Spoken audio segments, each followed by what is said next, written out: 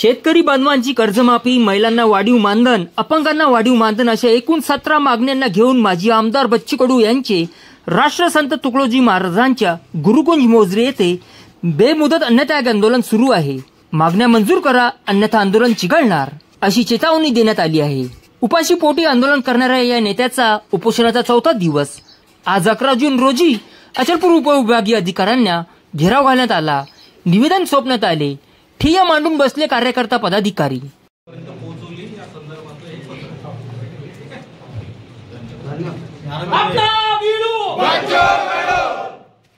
जय जवान जय किसान, बच्चू भाऊ तुम आगे बढ़ो, हम तुम्हारे साथ हैं। बच्चू भाऊ तुम आगे बढ़ो, हम तुम्हारे साथ हैं। शेतकऱ्यांची कर्जमाफी झालीच पाहिजे।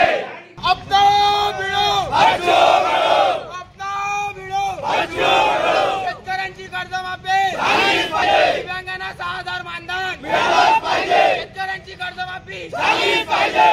कोणत्या मागणीला घेऊन आपण आज एसडीओ साहेबांना निवेदन दिलं आहे? 8 तारखेपासून माननीय राज्यमंत्री बच्चूभाऊ कडू अन्नत्याग उपोषणावर बसलेले आहे।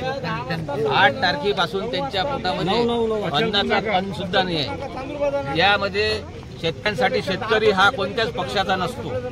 त्यासोबत 17 मागण्या घेऊन बच्चूभाऊ त्या उपोषणावर बसलेले आहे। अन्नत्याग आंदोलन हे प्रत्येक विधवा, गोरगरीब महिला जे 65 वर्षाचे वृद्ध असतील आणि विधवा महिला असतील त्यांच्यासाठी 6000 रुपये मानधन, अपंगासाठी मानधन आणि शेतकऱ्यासाठी पूर्ण कर्जमाफी याकरता बच्चूभाऊ 8 तारखेपासून अन्नत्याग आंदोलनाला बसलेले आहे। काही लोकांचं असं म्हणणं आहे की बच्चूभाऊ आता हे एक काही अन्नत्याग आंदोलन करायला बसले, हे नाटक करत आहे। असं नाटक आजपर्यंत मला सांगा, मतदारसंघामध्ये असो किंवा कुठेही असो, शेतकऱ्याच्या कर्जमाफी करता एकही नेता काँग्रेसचा असो किंवा बीजेपीचा असो आजपर्यंत त्यानं अन्नत्याग आंदोलन केलं काय?